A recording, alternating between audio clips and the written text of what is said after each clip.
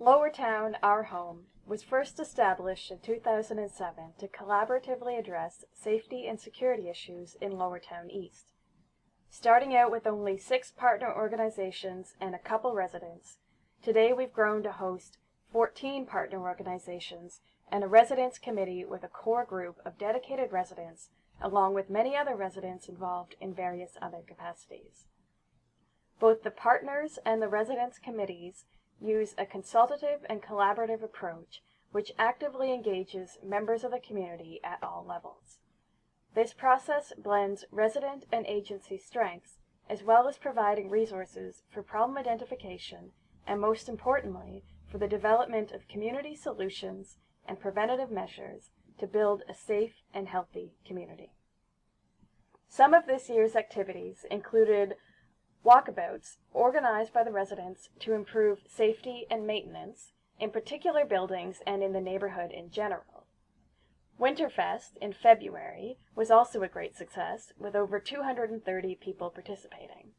The Residents Committee worked for many weeks to organize many different activities so there would be something for everyone in the neighborhood, young and old, individuals and families.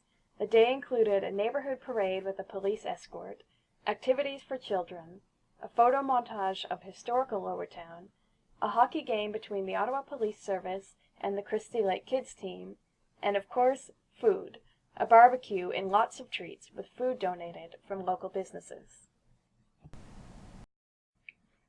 Another important focus of our work has been involvement in the revitalization of the Jules Morin Park.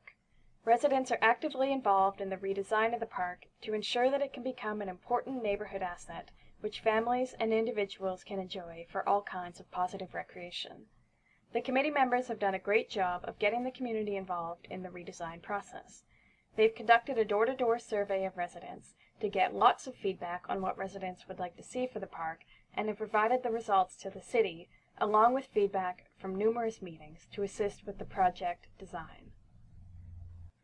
In addition, to build on our successes, we hosted a strategic visioning retreat in November, facilitated by Ken Hoffman. The event itself was hugely successful. Over 13 partner organizations were present, as well as 35 residents. Among them were youth, leaders from the local multicultural community, homeowners, and numerous Ottawa community housing tenants. The event could be distinguished by its focus on the positive. We were not there to talk about our problems, but rather to focus on the solutions, what excited and joined us as a community. Many residents voiced their appreciation for an event that focused on what is working and to be consulted on the future of the project. Among many lessons, the retreat taught us 2 key things. Keep it positive and form subcommittees to work on short-term initiatives.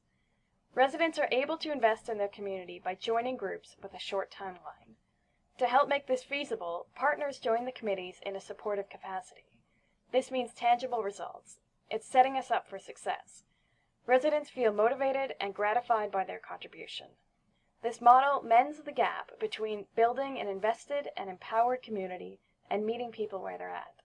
It's easier to get people involved in planning a festival, a block party, or a cleanup than it is to have just the Residents Committee meeting once a month for years and years to come. For example, consider this year's community cleanup.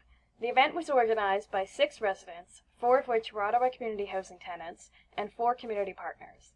The event served about 200 Lowertown residents, and we've been told that it was the largest and best organized of the entire city.